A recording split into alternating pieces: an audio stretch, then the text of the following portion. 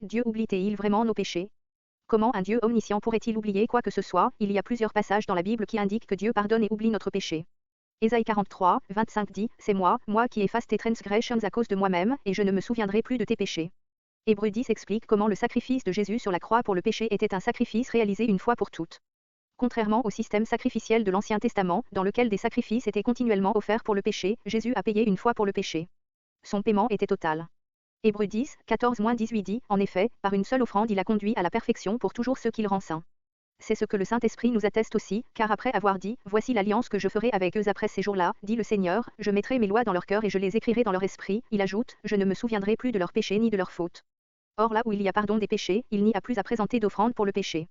À la lecture de ces passages, il est évident que Dieu ne se souvient pas de nos péchés. Cependant, le fait que Dieu ne se souvienne plus n'est pas ce que nous considérons habituellement comme un oubli. Dieu est omniscient. Il sait tout et il n'oublie rien. Cependant, il peut choisir de ne pas se souvenir de quelque chose.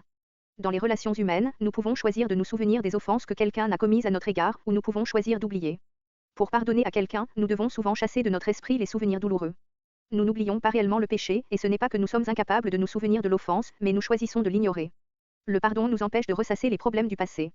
Au lieu de nous traiter comme nos péchés le méritent, Dieu éloigne nos péchés de nous, aussi loin que l'est de l'ouest, autrement dit une distance incommensurable, Psaume 103, 12. Pensez à un voyage autour du globe. Quand cesse-t-on d'aller vers l'est et commence-t-on à aller vers l'ouest? C'est impossible à dire. Lorsque nous sommes sauvés, nos péchés sont complètement pardonnés. C'est de cela que parle l'auteur des Hébreux, Jésus a fait un sacrifice unique qui efface complètement nos péchés. En Christ, nous sommes justifiés, déclarés justes, devant Dieu. Romains 8, 1 nous dit qu'il n'y a pas de condamnation pour ceux qui sont en Christ. Romains 8, 31-39 est un beau discours sur notre sécurité en Christ. Le péché n'a rien à dire sur notre statut auprès de Dieu. Nous sommes pleinement acceptés et déclarés justes en lui. Dieu ne se souvient pas de nos péchés dans la manière dont il nous traite. Au contraire, il nous traite comme des justes.